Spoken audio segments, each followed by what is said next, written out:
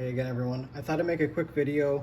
I just did a video on adjusting the windscreen, and part of the windscreen on the Versus you have to remove your fairings. And as I was removing my left side fairing, I ended up not pulling straight out, which you should always do. I ended up pulling on a bit of an angle, and what happened was, and it's pretty hard to see, you're not going to fully see it, but when I pull here it separates. Oh, you maybe can't see it there.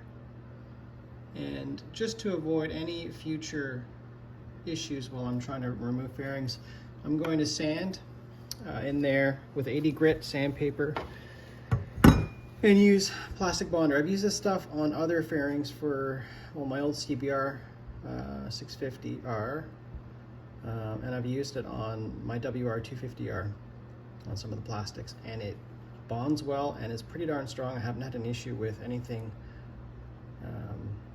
coming loose or re-breaking or whatever. So I'm going to do that, and we'll go from there.